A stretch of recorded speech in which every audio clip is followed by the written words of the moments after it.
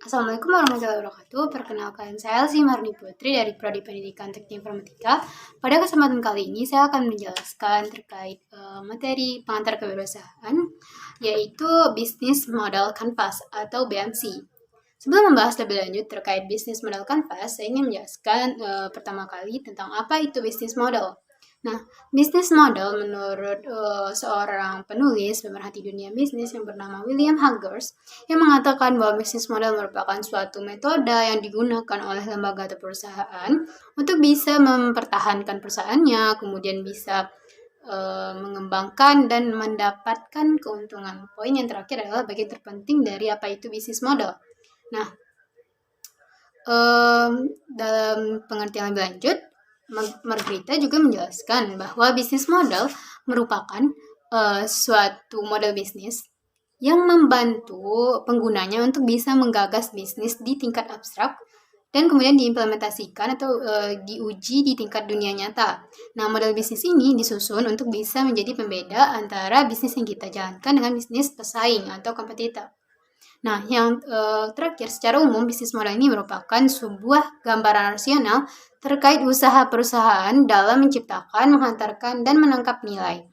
Nah, bisnis model ini telah berkembang di tahun 90-an, kemudian semua definisinya merujuk pada satu pengertian bahwa bisnis model itu merupakan proses penciptaan nilai yang dilakukan oleh perusahaan. Nah, bisnis model menurut Margarita itu dikaitkan atau terbagi atas 3. Yang pertama adalah sebagai model, bisnis model sebagai sebuah metode atau cara. Nah, bisnis model ini digunakan sebagai metode untuk bisa mendapatkan keuntungan. Inilah pengertian dari sebagai metode atau cara. Yang kedua, bisnis model atau model bisnis itu sebagai memiliki atau terdiri atas komponen. Nah, model bisnis ini terkait atas beberapa komponen, yaitu produk, kemudian konsumen, aset, pengetahuan, kemudian konten, dan struktur serta lainnya. Nah, yang ketiga dan terakhir, menurut Margarita, model bisnis ini sebagai strategi bisnis.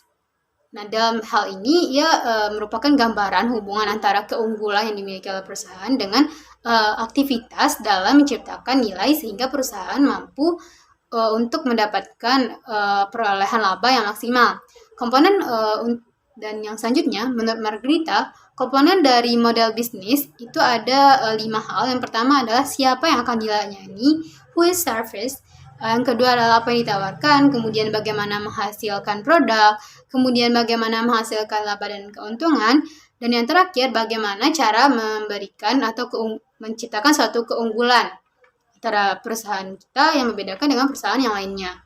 Nah, dari beberapa pengertian ini, bahwa ditangkap ada 5 konsep dari bisnis model. Yang pertama adalah bisnis model itu selalu terhubung dengan pendapatan atau revenue, kemudian laba, kemudian biaya, dan yang terakhir, bisnis model ini adalah implementasi dari sebuah strategi bisnis.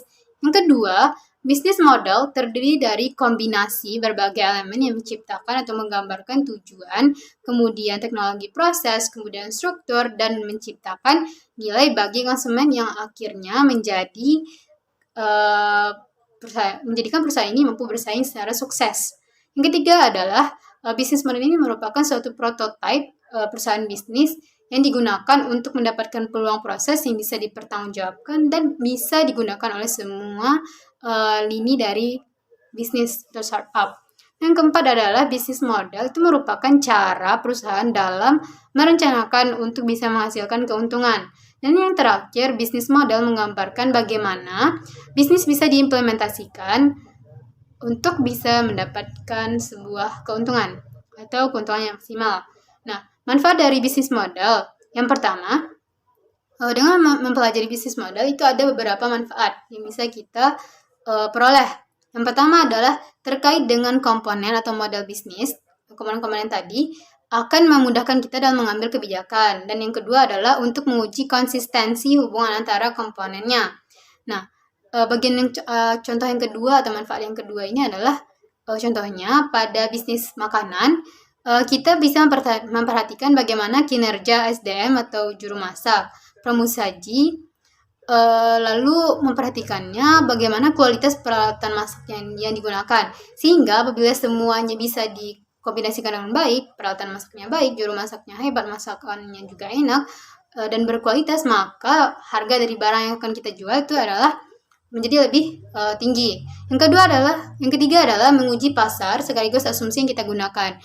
Misalnya pada saat kita memiliki sebuah asumsi bahwa fotografi itu merupakan suatu hal yang penting, karena setelah seorang memfoto itu akan bisa langsung dicetak, maka itu adalah asumsi yang salah. Setelah kita mengetahui di dunia nyata bahwa ternyata foto itu adalah konsumsi pribadi. Nah, ini adalah contoh dari menguji sekaligus menguji pasar sekaligus asumsi yang kita gunakan. Jadi bagian ini juga merupakan terpenting. Nah, yang keempat adalah model bisnis digunakan untuk menguji seberapa radikalnya perubahan yang kita lakukan. Contohnya, model bisnis itu tidak akan selalu ada perubahan baik dari dalam atau internal dan juga baik dari luar. Sehingga model bisnis ini akan perlu evaluasi. Disinilah gunanya kita menguji apakah perubahan-perubahan yang kita lakukan, misalnya pada produk, itu berdampak negatif ataupun berdampak positif. Nah, di sini gunanya model bisnis. Selanjutnya, saya akan bahas tentang BMC atau Business Model Canvas. Setelah saya mempresentasikan terkait bisnis model, yang kedua masuk ke konten dari video ini, yaitu Business Model Canvas atau BMC. Business Model Canvas merupakan bisnis model yang familiar yang digunakan oleh perusahaan-perusahaan besar. Nah, bisnis model ini diciptakan dengan tujuan menjadi kerangka untuk bisa menjelaskan, menilai, dan memvisualisasikan serta mengubah modal bisnis sehingga kinerja yang dihasilkan oleh perusahaan menjadi lebih maksimal. Nah, bisnis model Canvas ini pertama kali diperkenalkan oleh Alexander Order dalam bukunya yang berjudul Business Model Generation. Jadi bisnis model Canvas ini memang terhubung erat dengan teknologi, baik desain ataupun pola pikir yang diterapkan. Nah, bisnis model Canvas ini terbagi atas 9 elemen. Yang pertama yaitu segmentasi konsumen atau customer segment. Customer segment ini merupakan target pasar yang dibidik oleh perusahaan yang dianggap yang ingin dilayani karena dianggap akan mendatangkan keuntungan. Nah, customer segment ini menjadi elemen penting bagi perusahaan karena dengan menetapkan customer segmen yang tepat, kita akan menentukan siapa saja pelanggan yang akan menikmati produk kita. Misalnya dalam hal kita menciptakan suatu bisnis baju misalnya, di sini kita telah menentukan siapa saja menjadi segmen, misalnya remaja. Maka remaja saat ini menyukai baju dengan warna apa, kemudian modelnya seperti apa, tidak mencolok, dan lain sebagainya. Contoh lainnya juga bisa kita lihat pada kelas-kelas yang diciptakan oleh perusahaan penerbangan seperti kelas ekonomi, kelas eksekutif, yang di sini kita memberikan target A2, itu target di mana orang memiliki ekonomi menengah, kemudian ekonomi kelas atas. Nah, yang kedua dari elemen bisnis model Canvas atau BMC adalah value proposition. Value proposition ini merupakan kesempatan yang dimiliki oleh perusahaan untuk bisa menjabarkan keunggulan-keunggulan apa saja yang dimilikinya yang menjadi pembeda antara perusahaan yang dia miliki atau perusahaan kita dengan perusahaan sejenis atau kompetitor. Nah, di sini menjadi value proposition itu bisa beberapa hal terkait harga, kemudian kenyamanan, kemudian accessibilitas atau kemudahan akses bagi konsumen ke produk kita. Nah, untuk bisa menjabarkan value proposition ini dibutuhkan elemen yang ketiga, yaitu elemen channel. Channel ini adalah bagaimana cara kita bisa mengkomunikasikan apa yang kita miliki atau keunggulan kita atau value proposition kepada customer sehingga customer ini tertarik dan mengerti serta memahami dan ingin membeli produk kita atau menggunakan layanan kita. Nah, fungsi dari channel ini tidak hanya itu, dia ada 5 fungsi. Yang pertama adalah meningkatkan awareness customer terhadap produk kita karena kita menyampaikan kebaikan keburukan dengan baik dan benar. Jadi di sini customer kita meningkatkan awareness-nya. Nah, yang kedua adalah untuk membantu customer dalam mengevaluasi value proposition yang kita tawarkan.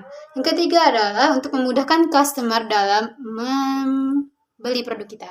Karena dalam value proposition kita juga menjelaskan terkait aksesibilitas. Dan yang keempat adalah untuk bisa mendeliver value proposition kepada customer. Dan yang kelima adalah untuk menyediakan dukungan bagi perusahaan. Elemen yang keempat adalah revenue stream atau sumber pendapatan. Elemen ini adalah bagian terpenting yang harus dikelola oleh perusahaan agar bisa menciptakan atau memperoleh peluang sukses semaksimal mungkin. Karena apabila kita mengelola revenue stream atau sumber pendapatan yang dengan cara yang salah, maka kemungkinan besar perusahaan itu bangkrut atau gulung tikar juga semakin meningkat. Nah, ada dua jenis dari revenue stream. Yang pertama adalah revenue transaksi, yaitu revenue diperoleh dari satu kali transaksi antara konsumen dengan perusahaan kita. Dan yang kedua adalah revenue berulang. Dalam revenue berulang ini, revenue-nya atau pendapatannya itu diperoleh dari transaksi berulang yang terjadi antara customer dengan perusahaan kita. Kemungkinan besar di sini customer-nya sudah merasa nyaman, kemudian menjadi pelanggan setia, dan di sini juga bisa menjadi revenue berulang. Nah, beberapa cara menghasilkan revenue stream adalah lending, lisensi, renting, dan lain sebagainya. Dan elemen yang kelima adalah key research. Key research ini merupakan sumber daya yang dimiliki oleh perusahaan untuk bisa mewujudkan value proposition. Ini terdiri atas 5, misalnya saja hak paten, kemudian mesin, kemudian branding, kemudian bangunan dan uang, yang semuanya ini digunakan atau diberdayakan oleh perusahaan untuk bisa memperoleh value proposition, keunggulan. Jadi orang memandang dari bangunannya kah yang bagus atau dari mesinnya kah sehingga produktivitas, sehingga produk-produk yang dihasilkannya berkualitas, kemudian brandingnya kah. Nah, itu adalah komponen research-nya yang mendukung value proposition. Yang keenam adalah customer relation. Customer relation ini adalah terkait dengan bagaimana perusahaan itu atau elemen yang menjadikan perusahaan mampu menjalin hubungan dengan pelanggan agar pelanggan tetap menjadi pelanggan setia. Jadi di sini jenis relasi merupakan suatu elemen yang menjadi jenis relasi yang ditentukan oleh perusahaan dengan customer-nya yang dirasa khusus. Nah, yang ketujuh adalah key activity, merupakan semua aktivitas yang berhubungan dengan produktivitas dalam hal menghasilkan proposisi nilai yang dijalankan oleh perusahaan. Contohnya saja pada perusahaan manufaktur. Di sini yang menjadi key activities-nya adalah change management. Kemudian pada perusahaan konsultan yang menjadi key manajemennya adalah key activity-nya adalah problem solving. Dan elemen yang nomor 2 terakhir, yaitu elemen ke-8, adalah elemen key relationship. Key relationship ini merupakan suatu elemen yang di sini bagaimana cara perusahaan itu menjalin kerjasama dengan perusahaan lain untuk bisa menciptakan suatu siklus bisnis yang sesuai dengan ekspektasinya. Nah, di sini fungsi dari elemen ini adalah untuk bisa mengorganisasikan layanan produk kita. Kemudian, yang paling penting adalah posisi dari relationship ini bisa bermanfaat untuk efisiensi dari key activity kita.